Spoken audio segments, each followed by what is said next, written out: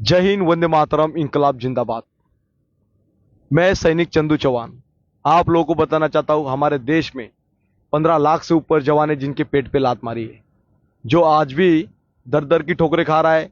किसी ने सुसाइड कर लिया, किसी का परिवार उद्ध्वस्त हो गया, किसी की वाइफ ने छोड़ दिया, किसी ने पूरे देश में जो इनके साथ कलंक लगा वो पूरा खत्म हो गया। इसीलिए उसकी न्याय की यात्रा निकली है। अभी मैं हमारे राज्य सरकार ने केंद्र सरकार को प्रस्ताव डाली है कि ये आंकड़ा बताइए इन जवानों के साथ ऐसे क्यों हुआ है करके।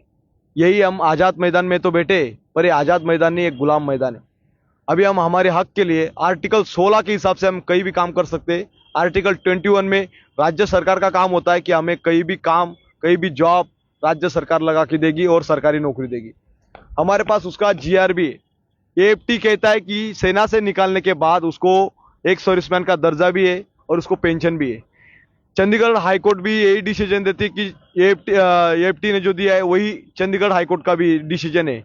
फिर हाईकोर्ट के बाद सुप्रीम कोर्ट भी यही कहती है कि एक सर्विसमैन का दर्जा है, उसको पेंशन का अधिकार है जब सेना से निकाल दिया जाता है।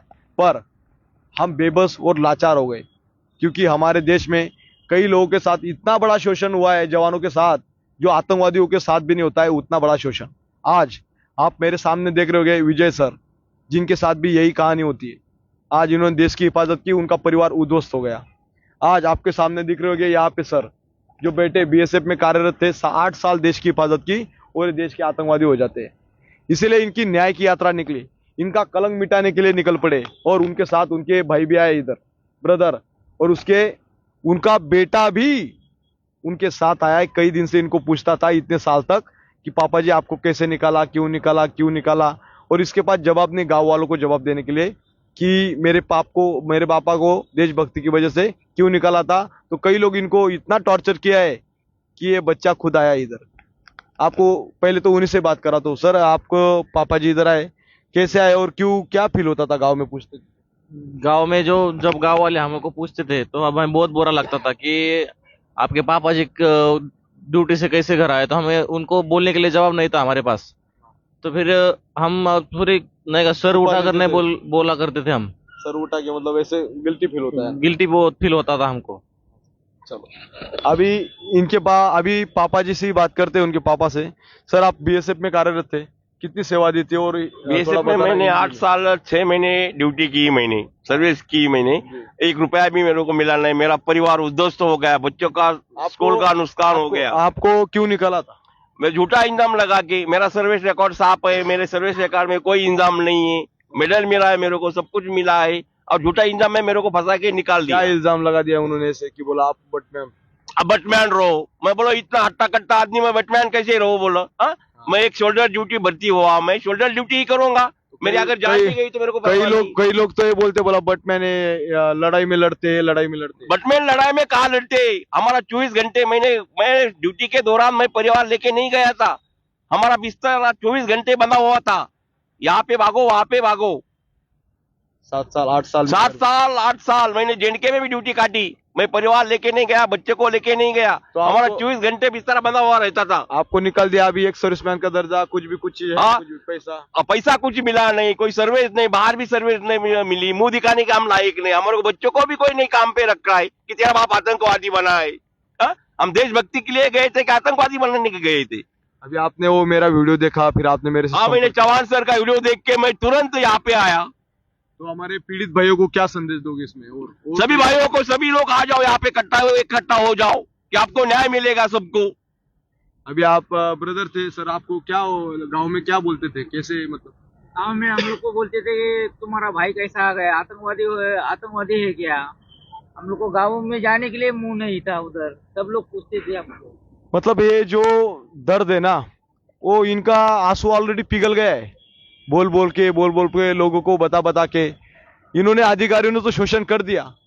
पर जब समाज में जाते, गांव में जाते, तो समाज भी उनका शोषण करते। जैसे हम गांव से निकलते तो पूरा देश उसका परिवार हो जाता है, पर जब सेना से उसको निकाल दिया जाता है तो उसका पूरा परिवार नहीं, पूरा देश उसका दुश्मन हो जाता है, क्योंकि उसको सेना से निकाल दिया, ये बोल देते। इसीलिए मैं कह रहा हूं, किसी भी जवान को गलत पनिशमेंट ना दिया जाए। जब भी जवानों को पनिशमेंट दिया जाए तब भी वीडियो ऑडियोग्राफी हो, ताकि दूध का दूध पानी का पानी हो जाए। और संसद में आंकड़ा बता दिया जाए कितने जवानों को आज तक सेना से बर्खास्त कर दिया गया है, चाहे पैरामिलिट्री रहो चाहे आर्मी रहो।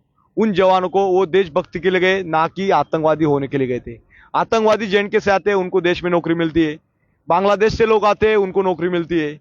पर हमारे ही देश का सैनिक आर्टिकल 16 के हिसाब से उसको काम करने का पूरा अधिकार होता है, उसको काम तक नहीं मिलता है। प्राइवेट कंपनी में जाता है तो वहां से वेरिफिकेशन पहुंचता है, इसको सेना से हमने निकाल दिया है। मतलब इतना बड़ा शोषण जो आतंकवादियों का भी नहीं होता है। और आर्टिकल 21 कहता है कि राज्य सरकार का काम होता है कि उसको आदर सम्मान मान सम्मान सारी चीज रखे, तो राज्य सरकार उसको नौकरी क्यों नहीं दे सकती? इसीलिए लड़ाई चल रही है। अभी मैंने जो डाले थे, मुझे कल लेटर दिया है, वो राज्य सरकार कह रही है कि केंद्र को उन्होंने लेटर दिया है, कब तक देंगे डिसीजन ये पता नहीं, पर आज मुझे पता जाएंगे मंत्रालय में ले जाएंगे, पता नहीं।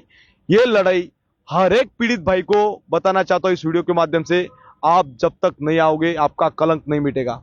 आपका कलंक मिटना है तो इस वीडियो को हिंदुस्तान के गली से लेकर दिल्ली तक इसको वीडियो को शेयर करो। कोई गांव में एक आदि बंदा होगा जिसको सेना से निकाल दिया होगा तो उसका दर्द वो बताएगा। विजय सर है, विजय सर आपका तो परिवार पूरा बर्बादी हो गया है, और अभी मतलब आपका जीने का भी उम्मीद नहीं थी, और आप सोचते हैं बोला ऐसी कलंकित जिंदगी जी लूं, पर फिर भी आपको थोड़ा लगा है कि मेरा एक कलंक तो मिट जाए, इसीलिए आप ख्वाब के लिए अभी इधर आए हो। क्या बताना चाहते हो मैसेज? मैं तो जब से भर्ती हुआ हूँ अच्छी सर्विस चल रही थी, और सारी चीजें होने के बाद मेरे पास पैसा नहीं होने के बावजूद मैं अपने हाथ से ही ये लड़ाई लड़ा हुई, सारी चीजें लोगों को भेजा हूँ, लेकिन कोई निर्णय नहीं आया था। जब दिल्ली में मैंने जब लेटर भेजा था कि मैं आत्मदान करने वाला हूँ, तब मेरे घर में पुलिस आई थी, तब मेरे को अरेस्ट किया था, तब मेरी बेल होके मैं बाहर आया। 15 अगस्त का दिन दिया था मैं उनको, लेकिन कोई कुछ नहीं हुआ मेरा। और आज जब मेरे को पता हुआ तो फिर मेरा आज केस करवा के पूरा ये चंदू चौहान ने किया, और मुझे उम्मीद है कि यहाँ कुछ न्याय मिलेगा मेरे को। ये जब आप गांव में जाते हो तो गांव में कैसे देखते हैं आपको? किस नजर वही से देखते हैं? भगोड़ा कोशिश करते हैं, भाई आर्मी से निकाला है, कुछ तो किया होगा, मगर मैंने कुछ नहीं किया था। मैं 4 दिन लेट था, वो फुल कमांड वो अर्जुडंट की थी, अर्जुडंट ने ही मेरे को आउट कर दिया है, सर्विस मतलब आप फॉर देशद्रोही डिसमिस। हो गए, उधर से ही देशद्रोही हो गए। बाबा देशद्रोही का ही परिवार बर्बाद हो गया। सभी परिवार बर्बाद हो गया, कुछ नहीं रहा है। और आपके सामने कितने जवान निकले हो गए अभी तक? बहुत से जवान निकाले हैं, वैसे कोई छुट्टी से लेट है तो कोई कोई ने आत्महत्या आत्महत्या कर लिया, बहुत से ऐसे है। तो ये सब देखना चाहिए राज्य सरकार ने, केंद्र ने। तो हमारे राज्य सरकार को बताना चाहता हूँ, राज्य सरकार बताए कितने जवानों को सेना से बर्खास्त किया गया है, और मुख्यमंत्री आदेश करे, कलेक्टर साहब को पूरे निर्देश दे कि जितने भी जवानों को राज्य में निकाला गया है उसका आंकड़ा पारित करो, और उन जवानों को आर्टिकल 21 के हिसाब से आप देश में नौकरी करने का अधिकार दो, ताकि ऐसे जो जवान देशभक्ति के लिए गए थे वो आतंकवादी होने के लिए नहीं गए थे। आप नक्सलवादी को मिलने गए थे छत्तीसगढ़ में, आप तमाम तस्वीर खींचते हो, हम देशभक्ति के लिए जाते या ना कि आतंकवादी होने के लिए जाते। यही न्याय यात्रा चल रही है। हमारे जनरल साहब, हमारे जो बड़े बड़े नेतागण हैं, वो कोई नहीं बोलना चाहेगा कि जवानों का शोषण रुक जाए। अगर जवान ही देश में गुलाम हो जाएगा तो देश आजाद नहीं हो सकता। अगर जवान ही सुरक्षित नहीं तो देश सुरक्षित नहीं। इसलिए न्याय यात्रा चल रही है। आज के बाद किसी भी जवान का शोषण करने से पहले 1000 बार जरूर सोचना, और अंग्रेजों वाला कानून उसमें सुधार की बहुत जरूरी है। 1950 एक्ट में मानव अधिकार का वायलेशन हो रहा है, उसमें समिति गठन हो और उसमें चेंजिंग होना चाहिए। और अभी जब भी जवानों को पनिशमेंट दिया जाए तब भी वीडियो ऑडियोग्राफी होना चाहिए। इसलिए न्याय यात्रा निकली है, आजाद मैदान में है। अभी यहाँ से हम प्लान करेंगे, और कोई पीड़ित जवान होगा तो उन लोगों को बताना चाहता हूँ, मेरा कॉन्टैक्ट नंबर व्हाट्सएप पे मुझे डिटेल भेज दो।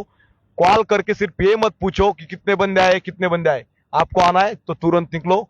अभी मैं आज ही निकलना है तो आज ही निकलो, शाम तक पहुंचना है तो पहुंच जाओ, बाकी आपकी मर्जी है। जय हिंद, वंदे मातरम, भारत माता की जय, इंकलाब जिंदाबाद, भारत माता की, भारत माता की जय।